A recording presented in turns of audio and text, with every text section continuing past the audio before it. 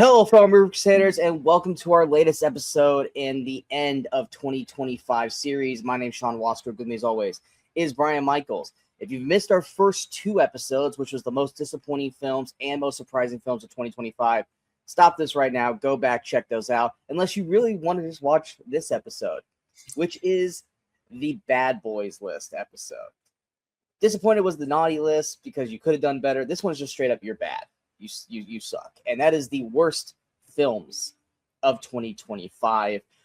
This is the not very nice list. This is the list when we're either A, just going to rip the fuck into a movie, or B, go, this was so bad, I really don't remember much about the movie because it sucks so bad, so I can't really give that much to go on, which I know it's not necessarily fair to the movie, but you know what? The movie fucking sucks, so it doesn't deserve to have that respect. Anyway, but yeah, this list,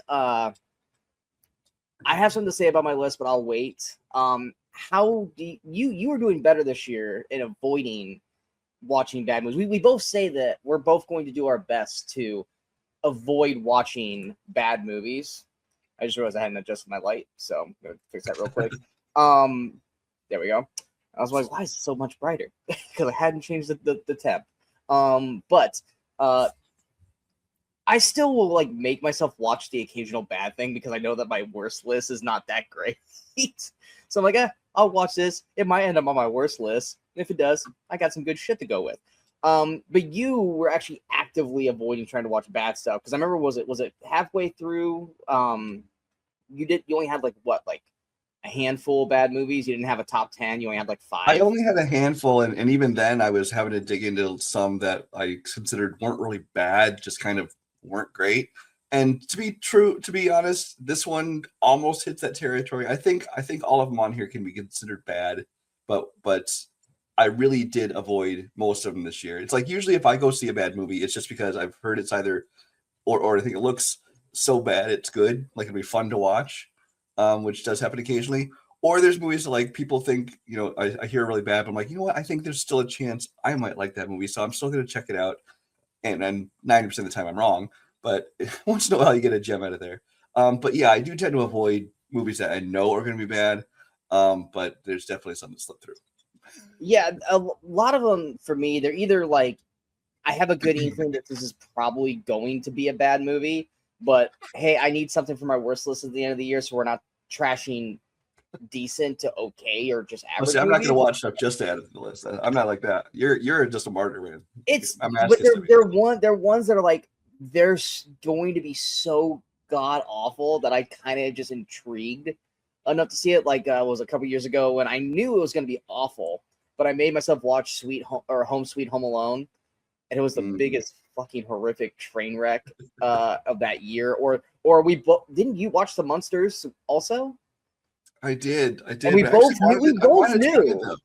We both knew the movie was going to be horrendous, and we weren't. It was like, well, what did we expect? We knew this was going to happen, and so there's a couple movies like that where it's like, I know this is going to suck, but how bad is it really going to suck? Other than that, then there's just the ones where you are like, okay, I actually want to see this, and you're like, oh my god, this was horrible. So there's only like a handful of movies that I went in knowing it was going to be shit. And all the other ones was like, I'm intrigued to see it. And I was like, oh, wow, that was fucking bad. But I will say this for my list. Let me pull it up real quick over here. Of my top 10 and honorable mentions, I only have 2 honorable mentions. So I only have 12. My requirement this year was that in terms of the star system, I will not put anything 2 stars and up on my worst list. They can be on my disappointment.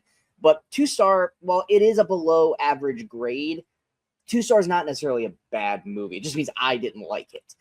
1.5 and under, these are bad movies. And I will say there are 12 1.5 star or lower review or movies for me that are on my list. All but 2 are horror movies. This was not a good year for horror for me. It really wasn't. There are some good horror movies that came out this year, but I feel like this was just a year with a lot of horror because there was just a lot of really good ones and there was a lot of really bad ones and there was a lot in between. It's like just that they were pouring on. We had horror like practically, every month this year.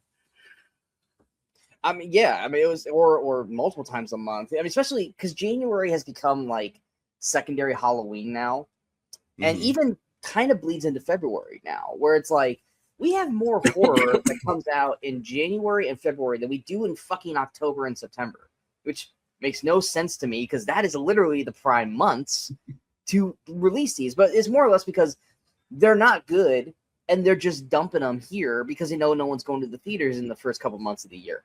I still think it's a bad play. I still think that if you dropped them in September, October, they would actually probably get a better not budget, but better box office. But they're thinking because there's nothing else in the theaters, they're gonna get their box office this way. And I think it's counterintuitive because everyone knows if you drop shit in January, there's about a good 75% chance that movie's awful, unless it's something like Scream, which they had been doing that for the last two. But yeah, I didn't realize it until I was making my list. I'm like, holy crap, everything is horror except for 2 movies. Those other 2 are like a horror because they're that fucking awful, but they're definitely not genre horror based. So if you guys are like, damn, Sean's just really attacking horror. Well, yeah, because horror, I think you and I both hold horror in a not necessarily a higher regard, but we call it out on its bullshit when it's bad. And we don't be like, oh, it's a horror movie. What do you expect? Like, no, because it's a horror movie, it should not make these mistakes, and it should be better than what it is. So like I said, I had 12. How many? You just have 10, or do you have honorable mentions? Well, I technically have 10. I will say that my bottom 2 are honorable mentions. So I really have kind of a top 8, but that's what it Okay. is. So let You'll me go ahead understand and when we get into it. yeah, let me go ahead and knock my honorable mentions out. Okay. So that way we can just go straight into an actual top 10. For me, my first one, in which this one, I will say this is probably the closest one where I wasn't, while watching it, I was entertained. I was. It wasn't until like the days later where I started to notice, oh wow, this is actually not that good. Or this had a lot of problems that I just was not seeing at the time. And it could have been because I was with Kimberly and Riley. That's Five Nights at Freddy's 2. I was not a fan of the first one. I really wasn't. And I thought it was serviceable. And I don't play the games. I know what the games are. And I know there's a lot of lore and all this stuff in the games that I don't know. I remember after the first movie, I literally sat there for like an hour and a half listening to Kimberly and Riley describe the lore to me so that way I understood it better. And in my head, I'm like, well, yeah, that all sounds good. It makes sense. But they didn't do that in the movie. So that doesn't make the movie good. And so this one, I feel like they definitely had a bigger budget. They definitely tried more things. But at the same time, they still were making some really stupid mistakes and some really stupid decisions. Like Josh Hutcherson, you and I both like him. He doesn't look like he fucking wants to be there. He looks like he was like signed on for 2, but it's like, well, the second one's not gonna get made, and then fuck, I gotta come back for this. He just looks grumpy and pissed off, and the way they wrote his character in this movie is so stupid and almost makes him feel like he doesn't remember that he just lived through the first movie. And then the way he treats oh god, I'm blanking on her name, but the secondary lead, the daughter of the killer in the first movie, the way that he's treating her, it just makes Josh Hutcherson's character unlikable, and you're supposed to root for him because he's the main character. The McKenna Grace is in this, and she is just like, For no reason. no reason. You could have casted her anyone else in that particular role. Well, those whole characters don't even need to be in the movie. It's like, no, they're literally there just so that way there's blood fodder, which I get that. Yeah. There's horror movies that are allowed to have that, and so that way you can just have, well, not a lot of people are gonna get killed, so we gotta put some people in there. But don't cast like McKenna Grace for this role. It's like, this is not Scream. This is not like the big like, oh wow, you got this person. Oh, they're gonna get killed in the first 15 minutes because it's Scream. You're not Scream, so you don't cast McKenna Grace for a role like this, and then don't utilize her to her potential. Wayne Knight is in it, which I was like, oh, Wayne Knight, but his character's so cartoonishly, stupidly written that I'm like, no person would act like that and still have a job. Like, it's just, especially in this climate, it's like, no, this is so comically bad. And then you have the stupid horror cliches, like every time they see one of the machines, they automatically fall over and trip, which even if it's over nothing. But yeah, anyway, it's bad. Oh yeah, bringing back Skeet Ulrich and Matthew Lillard. I get Matthew Lillard because he was in the first one, but they were like, oh my god, Skeet Ulrich and Matthew Lillard, they're back together again. First off, they never fucking share the screen together at all. Skeet Ulrich has what, 3-5 minutes scene, and that's it. And it's like, it's another one of those where it's like, you really could have just casted anybody for this role, but because you guys were trying to get people to come in and see this because Skeet and Lillard again. And even Lillard, he only has one scene in the movie, and he's not utilized again. Now, I guarantee it sounds like that, you know, they're going to use him more in the third film, but it just felt like a lot of bait and switches in this movie. It didn't mean I didn't mildly enjoy it to a point when I was watching it, but it was like after the fact. It's like when you eat a dinner that it's questionable, and you're like, maybe it was tasty, and then you're regretting it for the next 3 days, 4 days afterwards. And that's how this one felt for me. My last honorable mention, I think you and I were both, I think you were more cautiously optimistic and I was more just straight up optimistic. And it's because of who were the people behind it. And that's him. Did you ever end up watching it? No, I was intrigued by the trailers and then I heard nothing but bad things about it. So I never bothered. It is such, and like I said, everyone's like, oh, Jordan Peele. They really got to stop promoting Jordan Peele like he directs all these movies, because he doesn't. He just like, he didn't write. Didn't he just produce this? He didn't. Yeah. He didn't. Yeah, but everyone was making like, oh, he directed this. No, he fucking didn't. Like, Jordan Peele like literally just spent money on the movie. He didn't do anything. Yeah, and a lot of these movies that he doesn't direct, he's basically mostly, from what I understand, he's mostly hands off. He's like, I want to give these other black filmmakers a chance to like have some, you know, make a movie in the horror space, and so he's kind of helping give the money but he's, as far as I understand, mostly hands off of these movies, which I am totally cool with, and that's really cool for him to do it. But stop, they don't all turn out great. But stop marketing him as the main Jordan Peele. I'm like, no, he was never a part of this. So it's like back in, I don't know if you remember this, back in like the 90s, after like Pulp Fiction and stuff. Quentin Tarantino started like promoting all these like Asian movies that would finally come over and get released in the US, and it'd be like Quentin Tarantino presents this. And so people thought he was involved in the movies. Like, he has nothing to do with this. Movie was made 10 years ago. They used to do this with Spielberg, and then I don't know if Spielberg just told them to stop, but it was almost like Steven Spielberg. I'm like, no, he's not. He didn't direct this. He produced it, which just basically means he backed it. But now it's like, if that pops, you're like, oh, Spielberg produced this? Okay. You know, it's one of those just like, oh, but it's not his movie. And they really got to stop marketing Peele for this. But him, oh God, him can fuck off. Basically. I gotta pull up this guy's name. I'm gonna be talking about him again very, very, very soon. But this actor, granted, he's not awful in this movie, but he's already on my like. Tyreek Withers. He plays the lead in this. His name's Cam. This guy is just basically Kmart Channing Tatum. Everything he does is like, yeah, Channing Tatum did that like 15 years ago. You're basically mimicking your whole career after Channing Tatum. You act the same way. You vocalize the same way. Your mannerisms are the same way. Not as bad in this one. But in another movie that I'm going to be talking about here very shortly, he literally has a scene where it's like, that is just Channing Tatum. You were just copying and pasting Channing Tatum on this. So he's the lead. And the one thing that I'll give this thing 2 credits. One, Marlon Wayans is acting his fucking ass off in this movie, and he is great. And he's not going to get nominated for anything because, granted, him is a horrible movie and he shouldn't. But this should be a movie where people go, you know what? We should give Marlon Wayans more opportunities because he's actually fantastic in this film. And it looks beautiful. Cinematography-wise, across the board, this movie is polished and amazingly looking throughout the, scene 1 all the way through. So those are the 2 good things. Tyreek Withers, he's not a good actor. The story and the plot is so far up its own ass that it is just like it's choking on its own shit. That's how far it's up its own ass. And it's supposed to be a sports movie, and there's not a single scene with football in it. unless you count him practicing on a practice field throwing footballs, that counts as a football scene. But there's not a single shot of football in this fucking movie.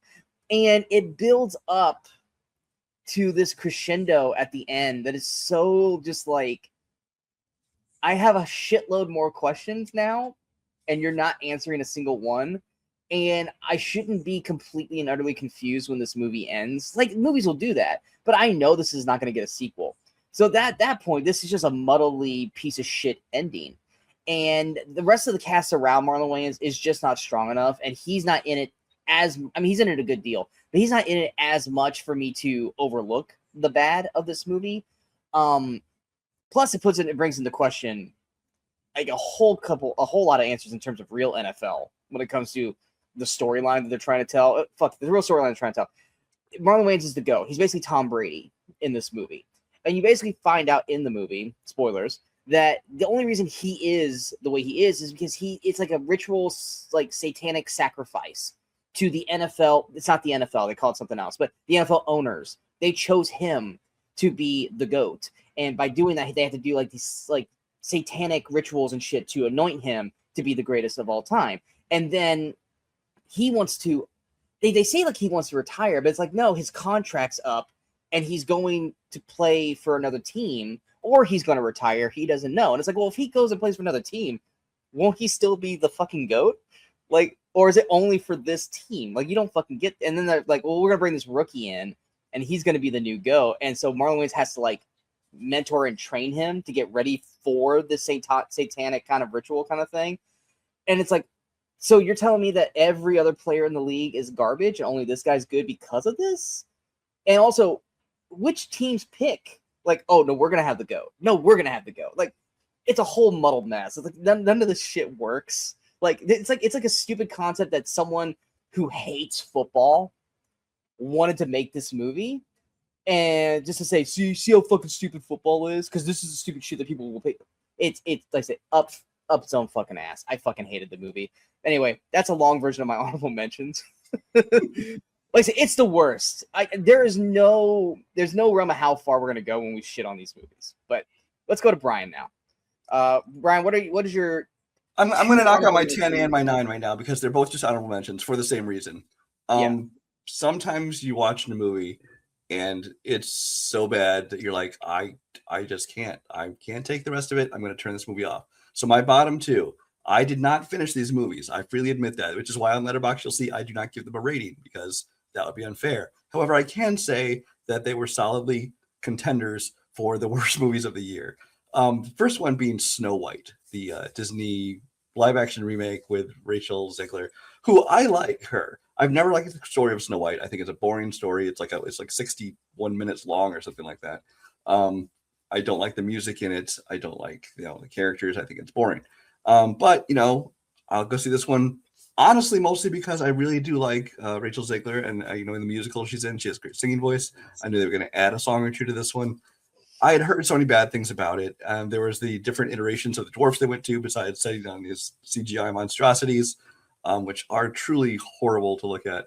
But again, I made it about a half hour, maybe 40 minutes into this movie, and I said, I'm not going to waste any more of my time on this. This is horrible. Moved on to something else, which is why it's basically an honorable mention for me. I 100% am going to be talking. Should I talk about it now, or should if you want to talk about it now, go ahead. Yeah. Okay. This is my pull up the list here. My list is not normally where it's at, so I'm going to pull it over. This is my number 4. Yeah, it would have been a contender for much higher had I finished it. Yes. Yeah, but this is my number 4. This is fucking awful, and this is one of those where it's like I knew it was going to be bad, so I had to see the train wreck of it. And my God, this is horrible. Rachel Zegler is kind of almost like Ariana DeBose, who we talked about Most Disappointed, where she was fantastic in West Side Story, but she has not made good choices since then.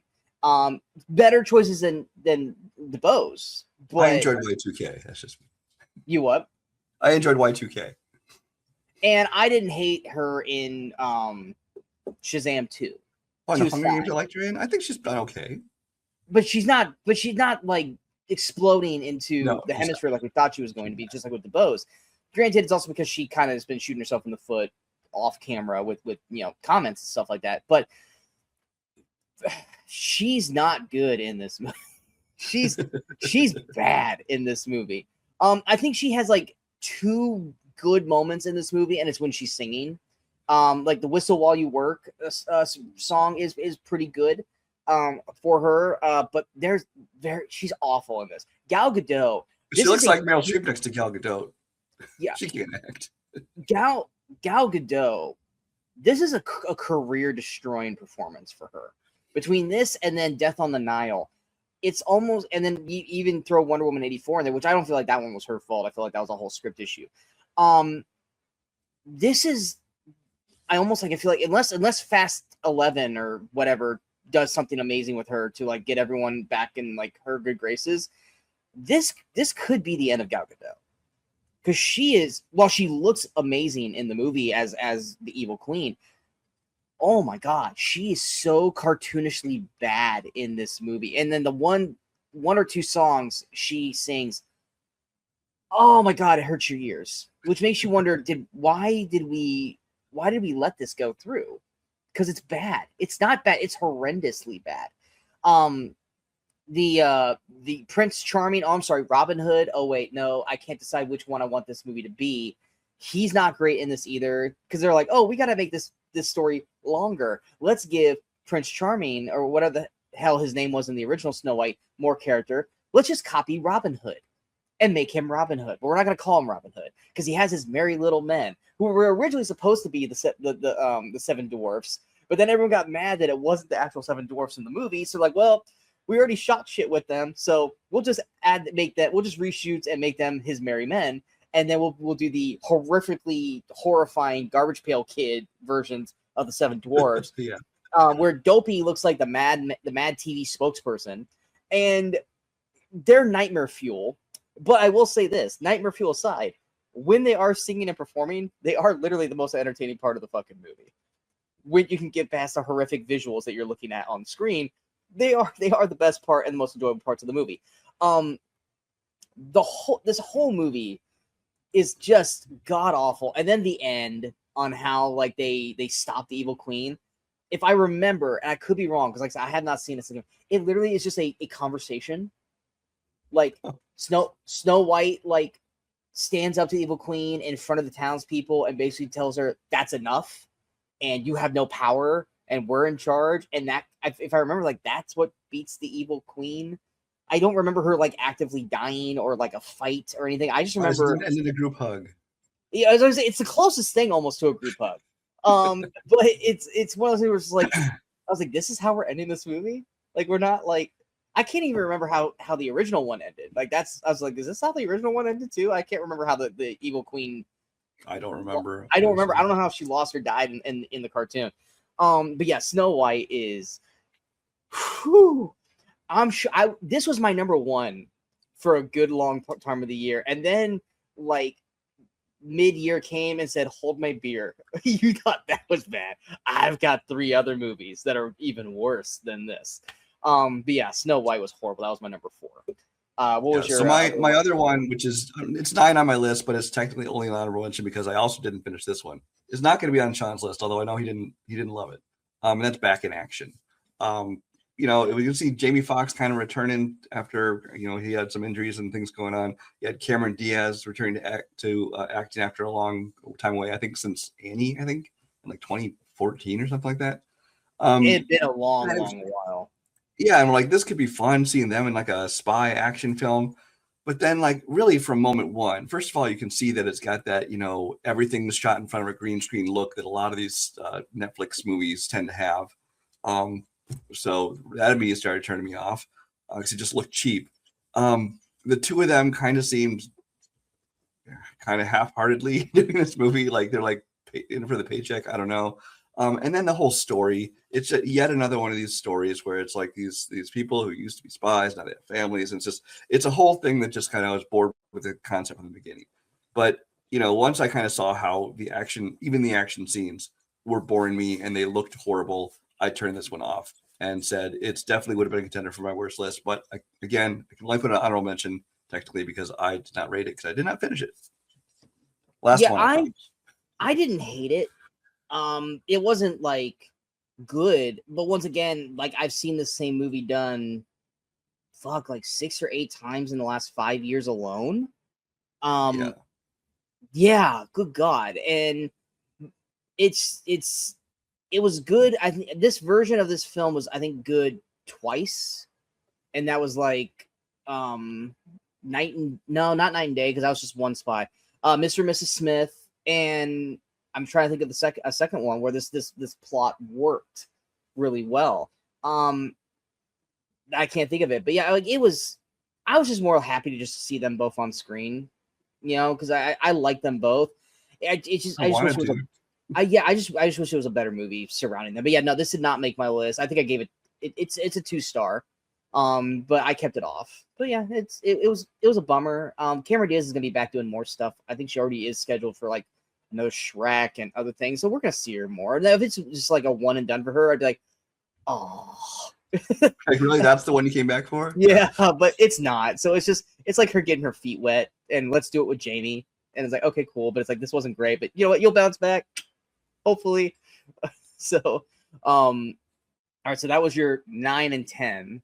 Yes. So, I'll go ahead and knock my 9 and 10 out. My number 10, literally just spoke about it with him, and that's I Know What You Did Last Summer.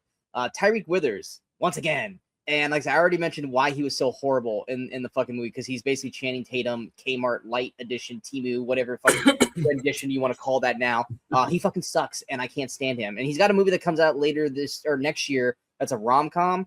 And it's one of those where it's not a com, it's a romantic drama. I'm sorry. Yeah, it's not a rom-com. It literally is like one of those like it's the same author as It Ends With Us and stuff. Yeah. Reminders of him. It's straight up drama. It's a drama. No, dramedy is a comedy too, motherfucker. It's just a romantic drama. It's a drama romance garbage thing, and I'm sure I'll have to watch it at some point. That'll kind of be his strike 3 and you're out if he sucks in that too. I guess we'll see what happens. But at that point, it'll be like, dude, if you're in any of these movies, I'm immediately going to question the decision making for casting you. But he could be good in that, and I might be like, okay, he got some good praise there. I'll be more okay. But he's horrible in this. But he's not even like the main character. He's definitely the most entertaining because I'm laughing at him most of the time because of his Channing Tatum impersonation. The rest of the cast is bland, uninspiring at all.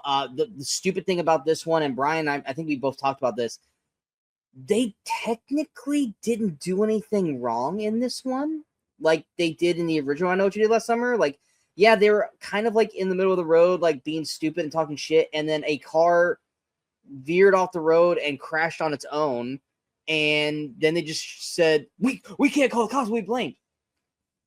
You guys technically didn't do this. Like, you were kind of in the clear. You guys are like pompous rich kids. Like, you literally, nothing bad would have happened to you if you had just picked up one phone call. One phone call, the movie's over. It's not like I Know What You Did Last Summer where they hit a dude and they're like, we have to go. Where they hit a dude, then decided to get rid of him, realized he was still alive, but still killed him anyway. Exactly. Actively killed him. This one was just, they were being stupid and a car veered and like, hey, there's no proof that you guys literally could have just said, yeah, we were driving and we saw this guy veer off the road. Like, they didn't even have to say we were in the road doing stupid shit.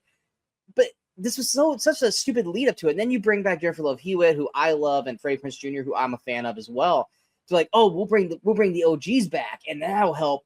Jennifer Love Hewitt is misused in the movie because they're basically the most interesting parts of the movie, and they're both barely used. And then they add this twist fucking ending at the end. It's not even really a twist. It's just like who you find out the killer is. And it's such a fuck you to OG fans that you just want to shut it off before it even ends. Cause you're like, no, fuck that. That's not my ending. That's not my movie. You can go to hell. We both still laugh about this. There's a scene in the movie with the lead girl, the final girl, and the guy on the will they, won't they guy. And they finally are starting to hook up finally. And she gets a little rough.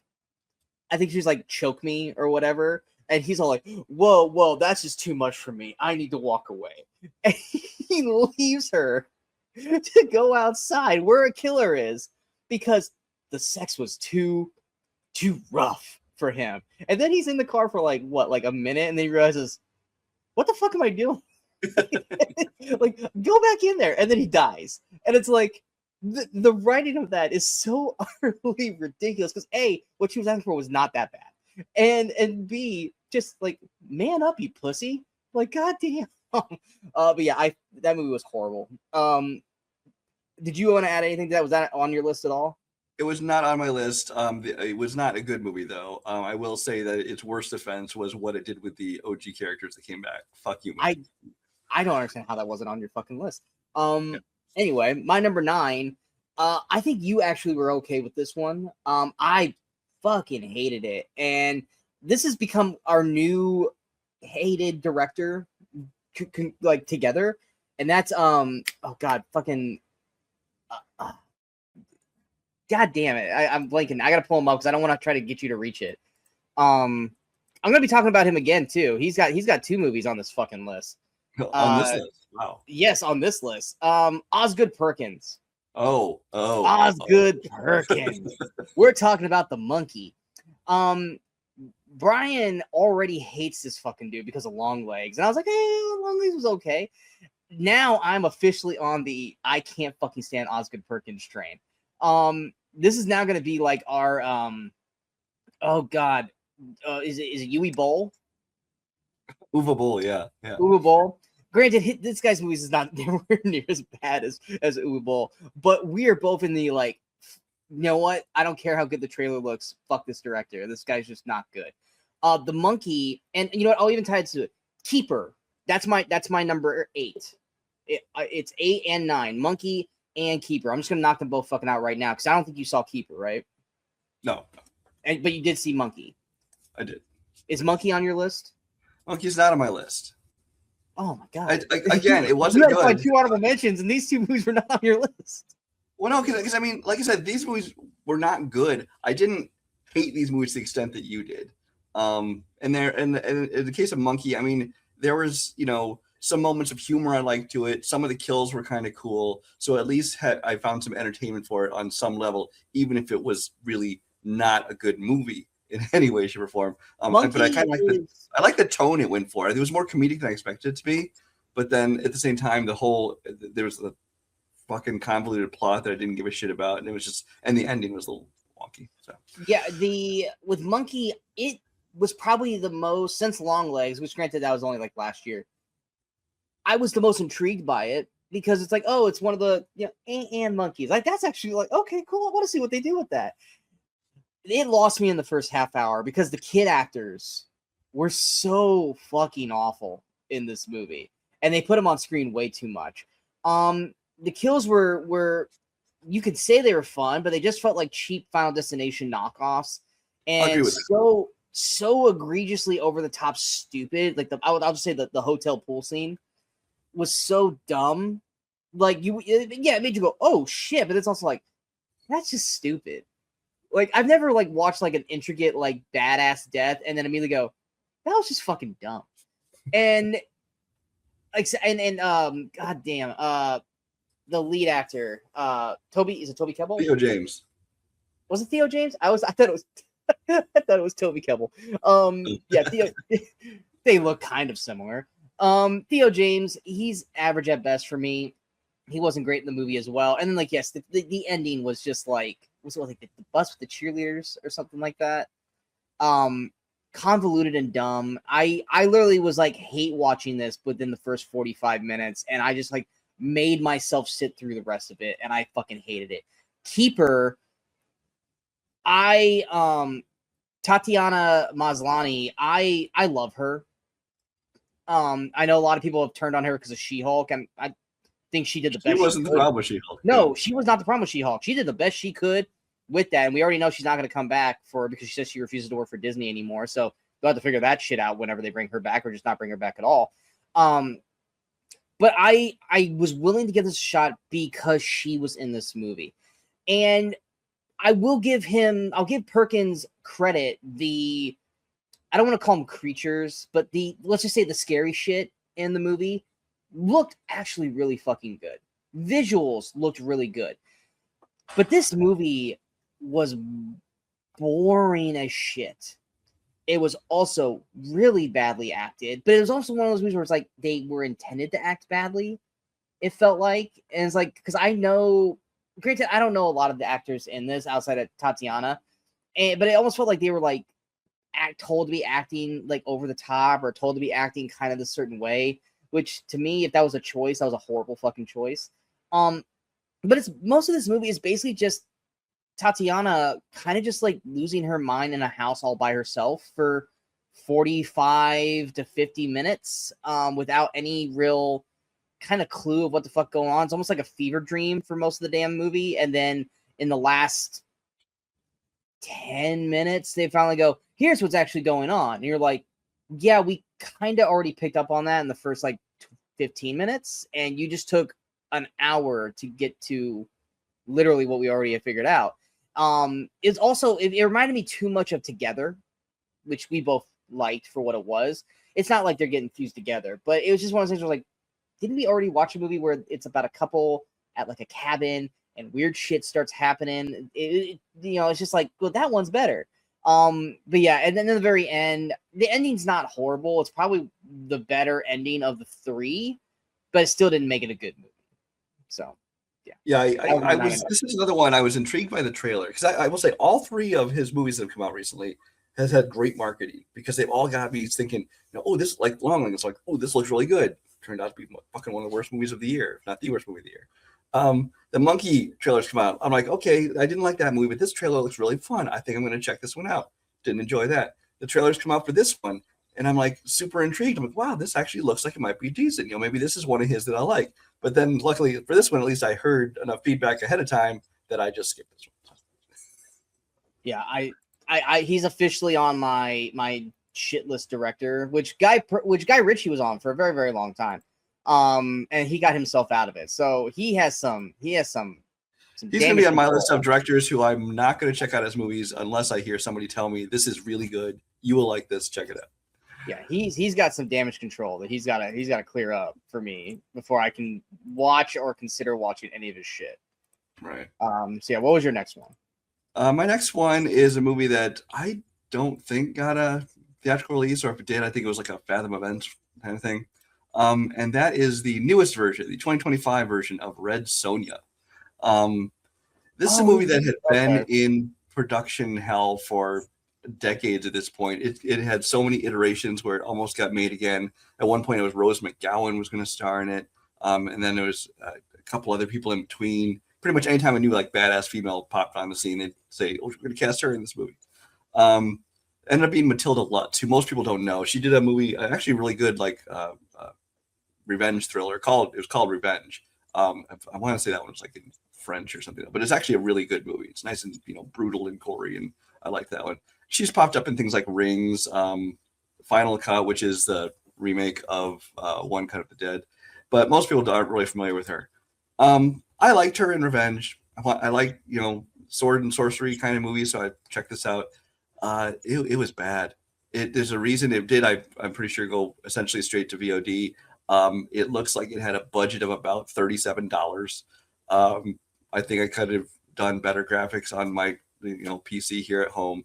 The acting, not great. Which, I mean, if you look back at all these old sword and sorcery movies, like even stuff like Conan and that, the acting's not the strong suit of any of these films. But here it was just pretty bad. So yeah, I stuck through the end of this one, but I don't know why. It was not good. I wanted to see this, and Brian says, like, you can if you want, but it's not good. And there's another movie that's just like it that I'm thinking he's probably going to talk about since he brought Red Sonja up that I wanted to see also, and I was urged not to waste my time. And I will say this is from the director of such classics as Silent Hill Revelation, Solomon Kane, and Rogue, starring Megan Fox. So there you go. I didn't hate Rogue. I didn't hate Rogue. It actually better than I expected, but yeah. I can't remember if I watched that this year or it was last year with Kimberly, and I was fully expecting like it to be awful. And I was like, yeah, I mean, you still only gave it 1.5, but yeah. But it's like, but I mean, I was expecting like a half-star piece of shit. Yeah. But it really wasn't that. It's not good, but it's not that bad. My next one, like I said, staying on the horror train. Like I said, Snow White was one of the two that was not a horror movie in my whole worst list. But we're staying on horror for pretty much all the way till the end. the next one is Woman in Black. You mentioned during our surprises, Danielle Deadweiler had a pretty good movie. It was called what was it called again? 40 Acres. 40 Acres. Which I almost didn't see because I thought it was the movie that you're talking about now. I was like, oh, I heard that movie was shit. And so I avoided it. I'm like, oh, wait, this is a different movie. No, this is Woman in Black. For many people who ever saw Woman the in the trailer, Yard. Woman in the Yard, sorry. Yeah. Woman in the Yard. Well, she is a woman in black, but yeah, she's a woman in the yard. Basically, it follows a mother with her two kids. She either she just lost her husband or it's like a year later. I think she just lost her husband because she's like stuck in a full leg cast like most of the movie. And this random woman in like a black like gown with a veil and everything just starts sitting in her yard. And they can't get her to go away, and she progressively just keeps getting closer and closer, and they can't understand, why she's there, why she won't leave. And all she keeps saying is like, today is the day. And you're just like, what the fuck does that mean? And just weird, eerie shit keeps happening. The premise of it was intriguing enough for me to at least check it out because I was like, I want to see why the woman is in the yard. I want to see what's all going on. But then once we find out, it just became, in terms of my my guys that I love watching and double toasted, some old bullshit. It's just fucking stupid. Danielle is acting her ass off like she does in every movie, but the problem is that no one else really is. Her kid actors in the movie are, granted, I get the kids are supposed to act annoying because they're supposed to have her like at the end of her rope because she's injured and she's in mourning and all this stuff, but just because they act annoying doesn't mean that it's good annoying. I didn't care about the two kids' performances at all. Having her kind of be stuck in a leg cast was frustrating to watch the whole movie because it's like she then has to start to do stuff that literally someone with a one leg cast like really shouldn't be able to do. Which I commend her for doing the shit while acting it because that was probably very hard to pull off with a leg cast. But then like it started to like go like, oh, the shadows are the monster as well, or spirit or whatever the hell you want to call it. So then she has like they have to like avoid the shadows. She's like, well, yeah, we've seen that happen a million times in horror movies. And then once we get the reveal of what the woman in the yard is, it's just like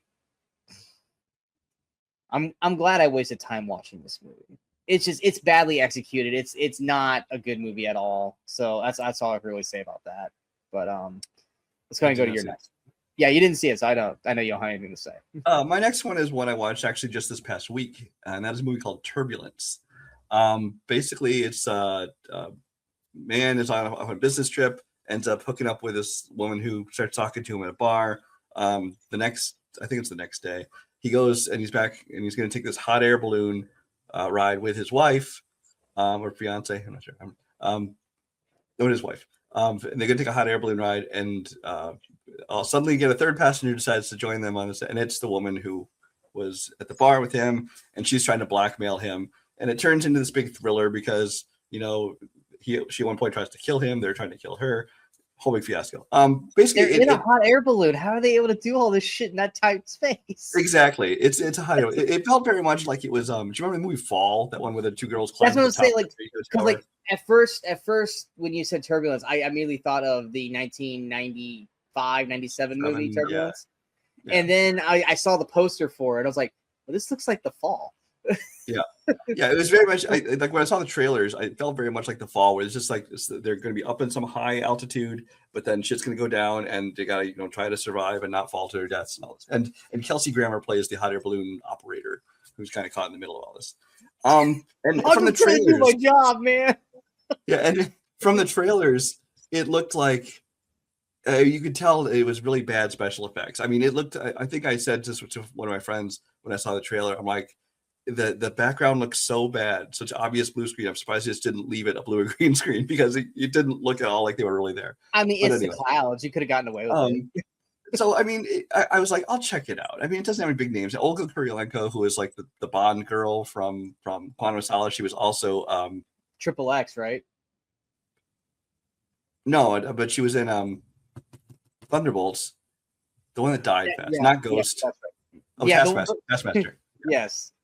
She's here. The main couple is Jeremy Irvine, who was the guy who starred in the War Horse, and Hira Hilmar is the wife or fiance, who she's basically best known for playing the lead in Mortal Engines, that movie that tanked back in 2018.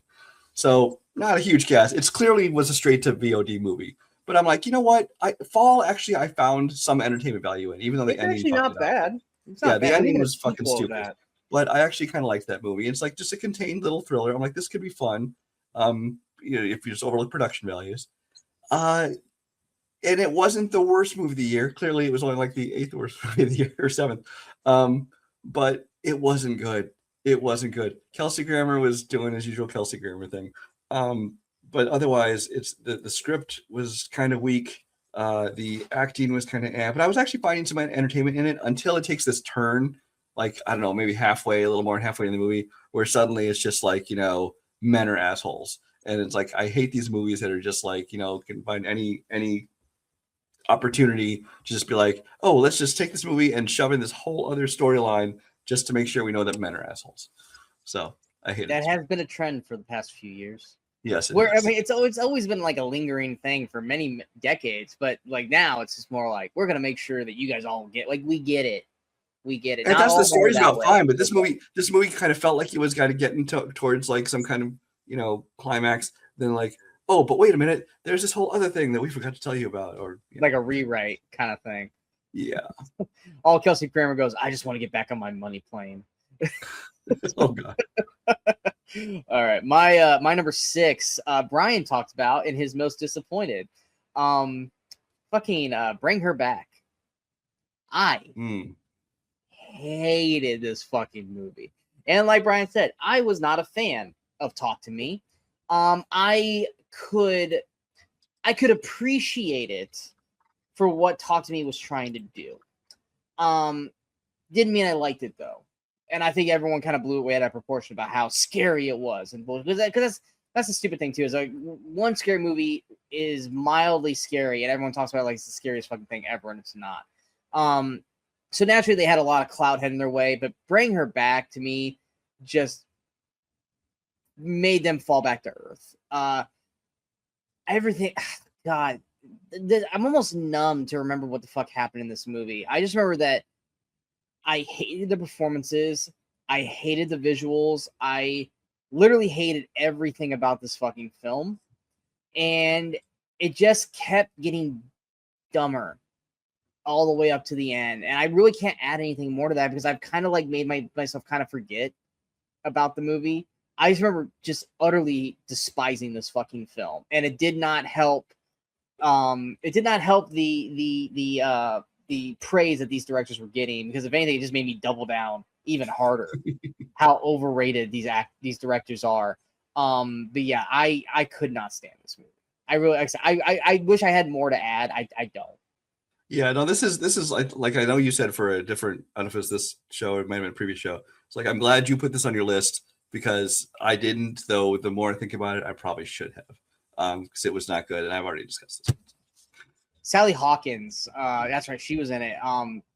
Good God. I want to think that I used to think she was a good actress, and maybe that's just because Shape of Water was like in her wheelhouse, but I don't recall. Like, she was good in the small parts of Wonka, but she is rough in this movie, and the teenagers are really bad as well in the movie. But yeah, what's your next one? My next one, I'm not going to have a lot to say about because I honestly remember very little about this movie. And this is the latest Screen Life movie, Bloat. With Missing, and what was the one before that? It was Searching. Yeah. And there have been others which are kind of Screen Life, like the Unfriended, some things like that have done kind of where the whole movie just takes place on the computer screen. This is the latest in that little subgenre. It stars Ben McKenzie, who you might know from which show is that? Orange, the OC, the OC Gotham, Southland. Yeah. Really nobody else of note. I don't recognize a single name just glancing through it. But this is another one of those where you're just kind of watching it. And the problem is this one is also taking like a supernatural turn, which it just was not done very well. I remember very little about this movie, so I won't waste your time trying to babble about it. But it was a huge disappointment. I did not like this movie. It was awful. My number 5, I'm pretty sure is on Brian's list, because if it's not, what the fuck? Because I know Brian hated this movie. And that's Wolfman. 4. That's your 4. Okay, so we'll talk about it together. I think this was the first big. This I think was the first movie of the year. Yeah. Yeah, this was the first real big movie of the year, and I, was giving it not praise, but I was giving it its due because I like Lee Wanell as a director. I like most of his movies. I mean, he did fucking Upgrade. He did the first Saw. He wrote the first Saw and he performed in it. But I loved Upgrade and I loved Invisible Man. I think he did like the third Insidious film, which I didn't watch. But I credit where credit's due. It's like, okay, I like these two things. I'm gonna give him a chance. Plus, it's got Julia Garner, who I like because I watched Ozark. Brian doesn't really care for her, but he didn't watch Ozark, so he didn't have that, build that I did. And it's the new Elizabeth Moss for me. I'd say they're two wildly different actresses, but they're both bad. Anyway, go ahead. But I mean, I think we mentioned it even when we were talking about like anticipated, because I had it on my anticipated. It was like I don't really think there's been like a legitimately good werewolf movie. Now, Brian's gonna say, "What about werewolves?" That's not a werewolf movie. That's a movie with werewolves in it, and I still Saw with werewolves. Yeah, I still have not. That's Saw. Purge. Yeah. I still have not watched that movie, but like the Wolfman. I feel like there hasn't really been a good one yet, and I was hoping that this was. Maybe we'll get lucky with Werewolf next year with Robert Egger doing it with Aaron Taylor Johnson. Maybe we'll get lucky finally in 2026.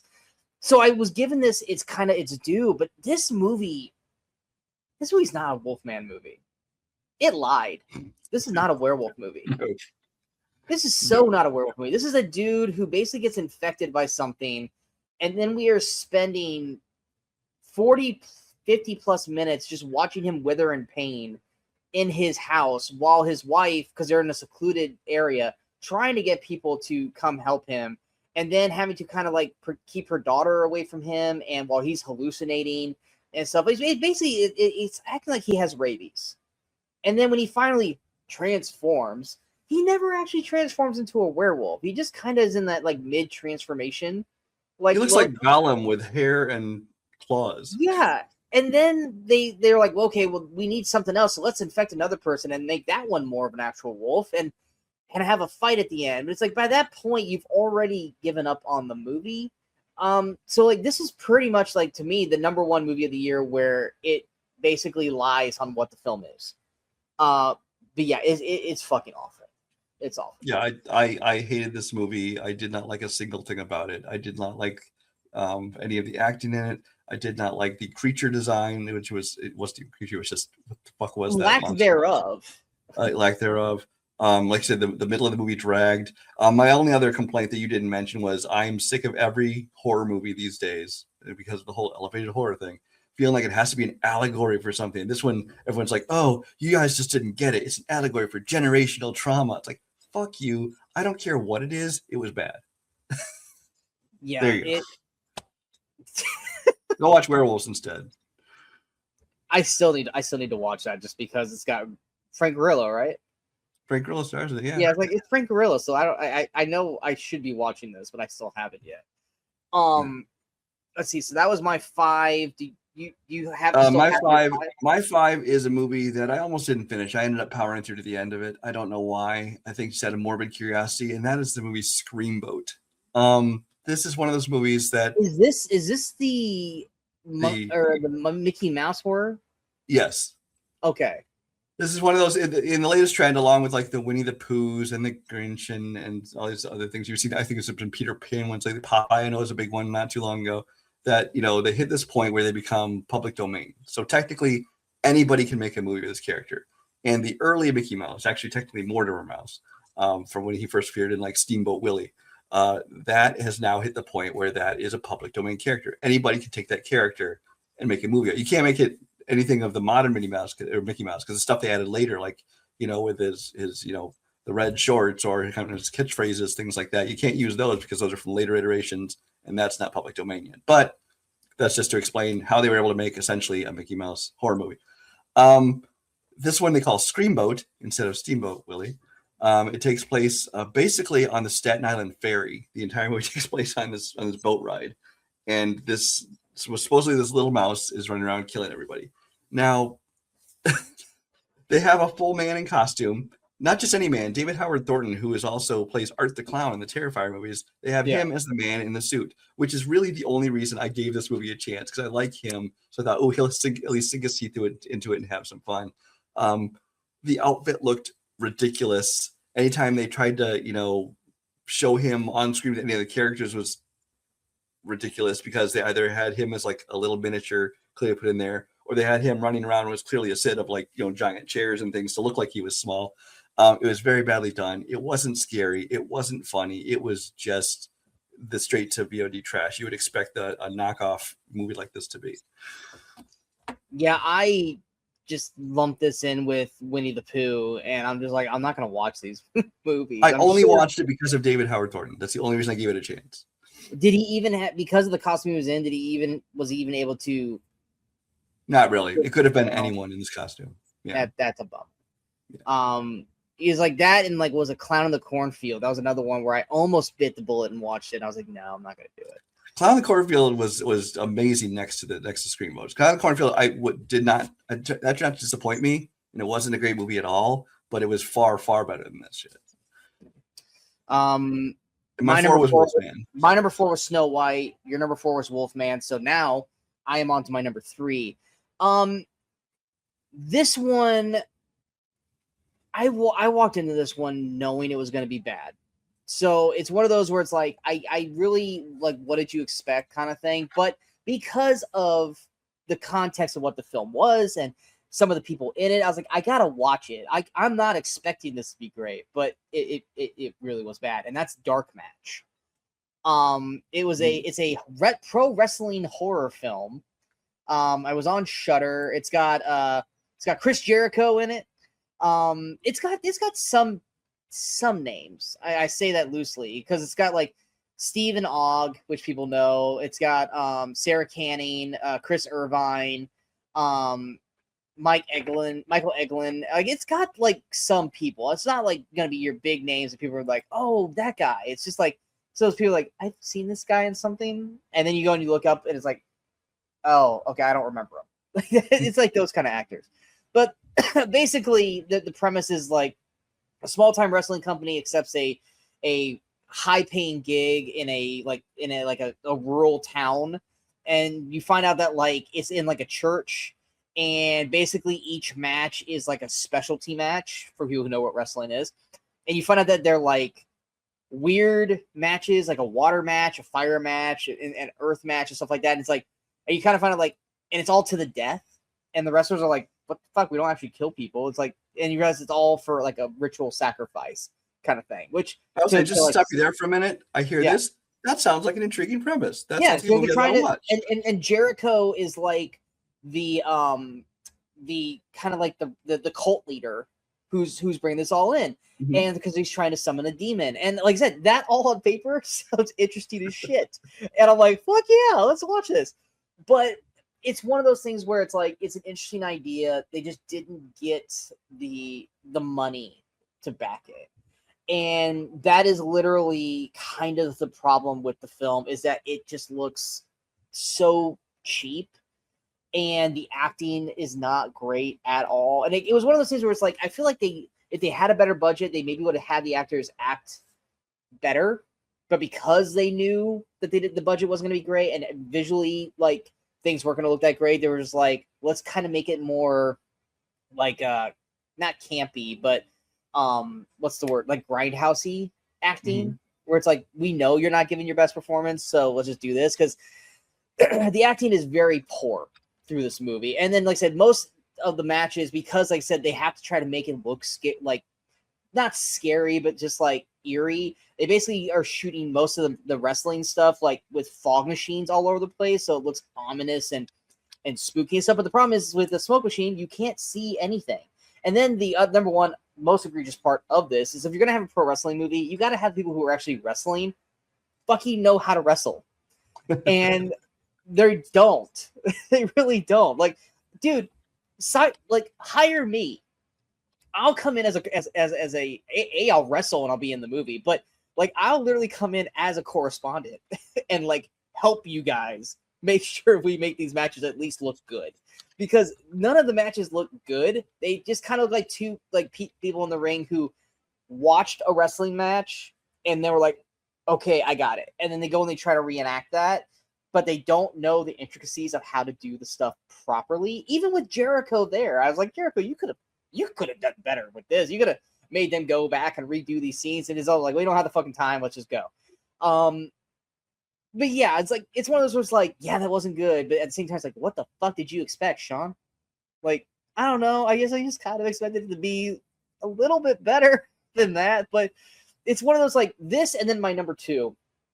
It's like, collectively, these two movies are worse films than my number one. But because of how they were shot and budget and all this stuff, these ones are bad because of what was surrounding the movie, and they really only could do what they could do. My number one had the money, had the budget, had the cast, had all that stuff, and it's still one of the biggest piece of shit films of the year. Whereas this one and my number two are like, I mean, they're really fucking awful, but also look what the movies are. So that's kind of where we go with these last three. But yeah, Dark Match was my number three. So my 3 and 2, I'm fairly certain are your 2 and 1. So I'm going to skip to my number 1 for the moment because they aren't really ranked for me. They're kind of ranked, but whatever. And because I've already talked about this movie, this is Spinal Tap 2, The End Continues. This I consider to be the worst film of the year. Maybe that's because of the level of disappointment. If you watch the previous video, it topped my most disappointing movies of 2025. Yeah. There was not a single joke in this that I thought was all that funny. I think a couple times I may have smirked at best. It was just a waste of the cast. It was a waste of time. It was a waste of being Rob Reiner's final movie. So I consider that to be actually the worst movie of the year. My 3 and 2, which I think are Sean's 2 and 1s, were not good. One of them I at least found a way. It was at least entertaining to watch. The other one was also awful, but honestly, my expectations were not that high to start with. So yeah, Spinal Tap 2 technically topped my list. If your 3 and 2 are my 2 and 1, I could have sworn you said you didn't finish one of them. Oh, I know what you're talking about. We'll talk about that later. Okay, because I'm pretty sure you said you didn't finish it. But anyway, so my number 2, once again, collectively, it is the worst fucking film of 2025. It is. But it's egregiously fucking bad, and I'm not going to defend it. But once again, based off of how the movie was shot and what they did, I'm not going to say they did the best they could with what they got because it's still fucking horrible. But my number 1 is literally had no excuse to be as fucking awful as it was. But my number 2 is considered on many people's lists the worst film of 2025, and that's War of the Worlds. Which I'm assuming was your 3? Yes. Okay. War of the Worlds. This is one where I literally watched it in preparation for it to be on my worst list. Because you heard nothing but horrifically awful bad things about this fucking movie. To the point where you're like, I gotta watch it. It's like the same thing where people were like, don't watch The Ring, you'll die in 7 days. No, you won't. Look, I'll watch it. And then and you're dead. You're like, well, what'd you expect? Well, I just thought everyone was full of shit. So it's like, in War of the Worlds, it's like, you hear worst film of all time. One of the worst films since The Room. So bad. You know, I was like, all right, well, fuck it. I gotta check it out. And it's like, oh, shit. Good God. Like, I thought it was gonna be bad, but I didn't know it was gonna be this bad. But you can also watch this movie with a buddy like Brian and actually have a fucking good time laughing at it. Whereas the other movie, I guess you could do the same, but I'm just more agitated and pissed at how bad that is. Whereas this one is just like, this is like, who wrote this? Like, who greenlit this to be a thing? I'm not even gonna describe what the fucking movie is because everyone knows what War of the Worlds is.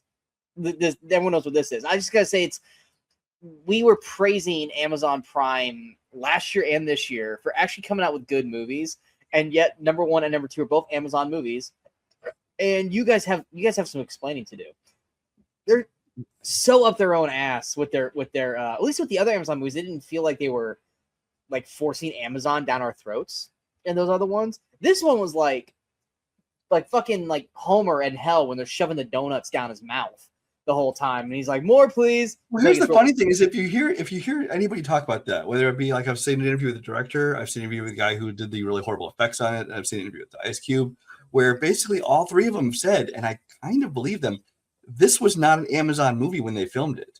They filmed this movie, it ended up getting sold to Amazon. Amazon put it out, but it's like, but they said stuff wasn't added to the film later, like when Amazon got it. So you're telling me they pushed Amazon this hard in a movie that was not put on Amazon? It even makes it even weirder. Makes it like hope that they were hoping Amazon would buy it, which like maybe that's how they entice them. Like, look how much we push your product. But literally, there's a scene in the movie where they literally step by step walk you through how to order something on Amazon. How to order something online. Like one of the heroes of the big moments of it is the Amazon delivery driver. They have the whole same day delivery with the drones. The Amazon gift card becomes a major plot point. Even when it's the end of the world, Amazon drivers are still going to deliver your shit. Fuck off. Yeah, U.S. Post Office, rain, sleet, snow. That's nothing. Alien attacks. Come on. Alien invasion. We got this shit. You know, the acting. Well, I'm not saying Ice Cube's an Oscar-nominated actor by any means, or even an Emmy operating now, but Ice Cube's better than this.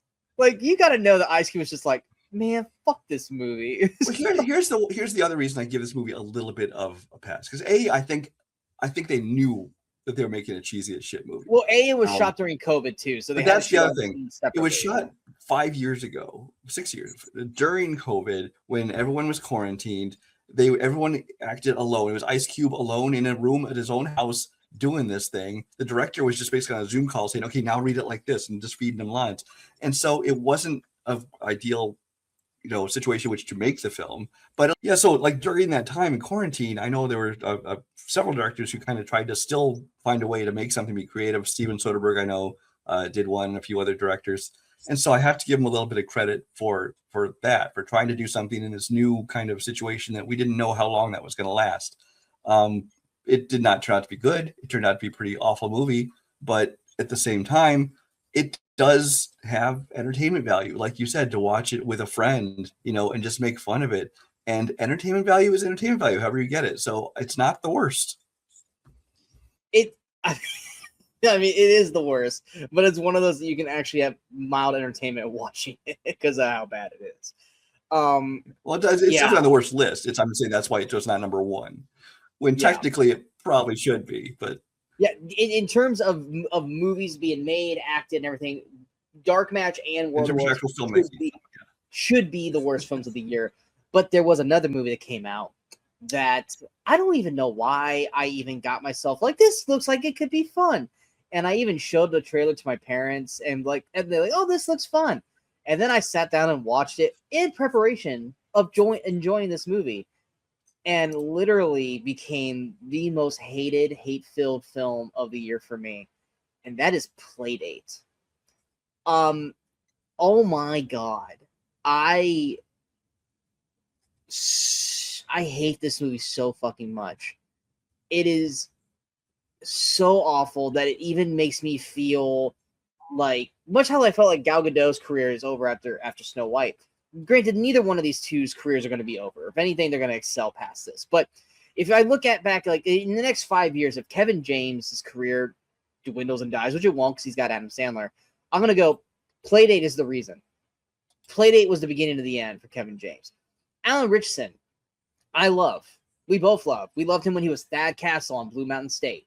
And now he's, fucking Reacher. And his career should, in theory, be continuing to grow and get bigger and stuff like that. But if it starts to fall apart, it's Playdate's fault. This movie is going to be like oh God, I can't remember what's called, like the Loki event. Whereas like this is the movie that started the downfall for both these guys' careers. Because this movie is so fucking atrocious and annoying and obnoxious, and it literally is one of those movies that they just said, hey, let's put this out, people are stupid and they're gonna laugh and enjoy it. that I felt offended watching this movie. That is how bad this movie is. Now, you said you did not finish it. Did you actually go back and finish this fucking film? No, I've finished the movie. The problem is I know for sure that I was dozing off a couple times because I was so bored by this shit.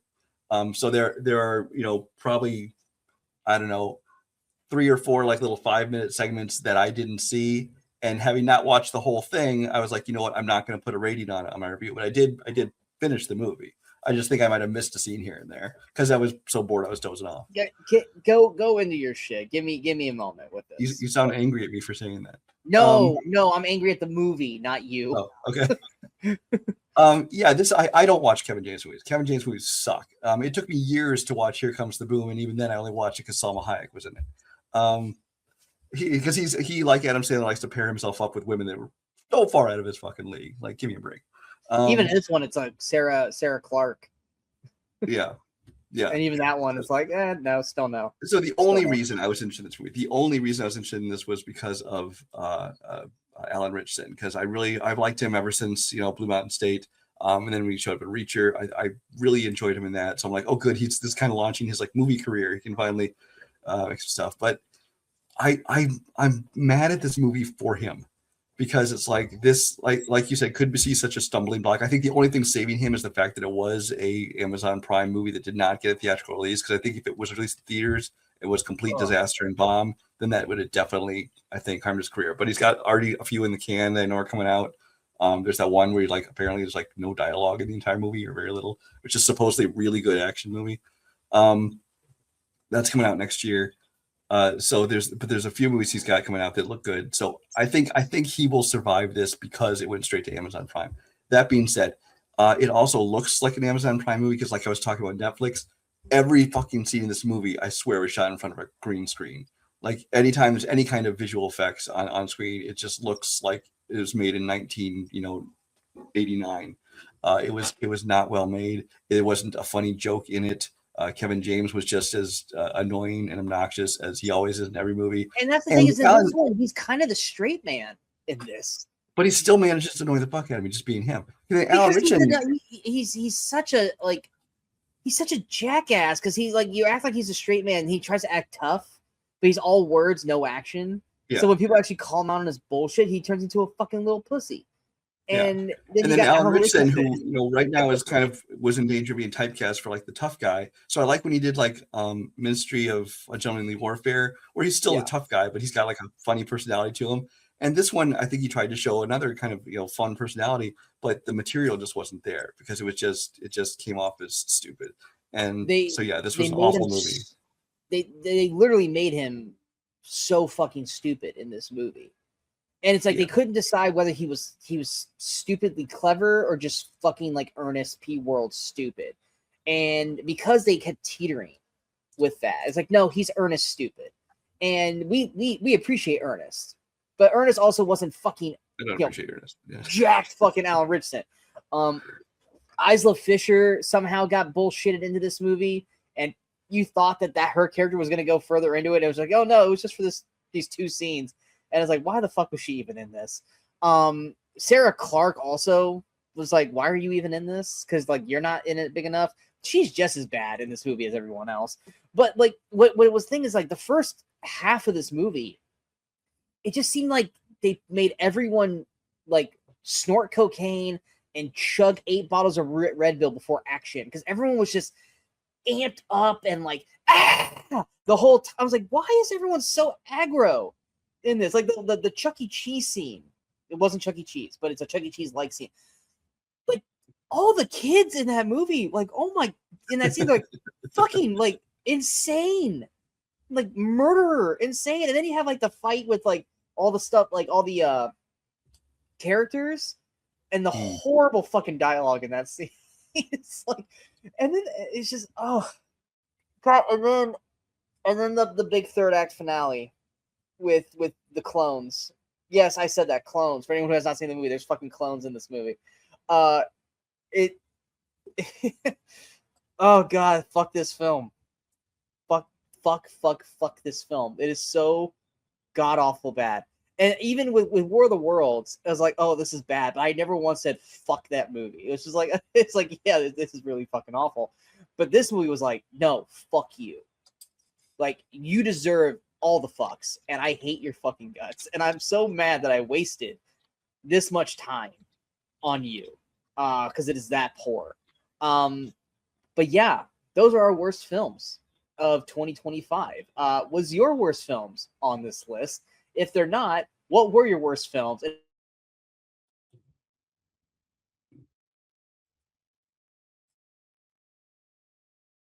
go over our favorite films of the year. And then we will end our end of 2025 series by going forward and looking ahead at our most anticipated films of 2026. Brian, anything else before we head out? No, I will just say that I like that I had trouble coming up with a full list of worst films for the year, and I hope that I am just as discerning next year. Well, that's a good thing if we are. If we're having to scramble to find some good shit, and that means we are better off. But I have a feeling that we're going to be right back here next year, and we're still going to have a fucking long. We'll still have plenty, I'm sure. We'll still have plenty. But until next time, we are the Movie Crusaders. I'm Sean Waskrug. That is I did my whole hand thing wrong. I'm Sean Waskrug. That is Brian Michaels. And until next time, I'm Brian Michaels. In case we don't see you, go watch the movies and go have some fun.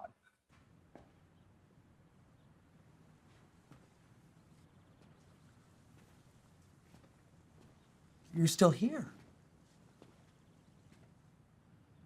It's over. Go home.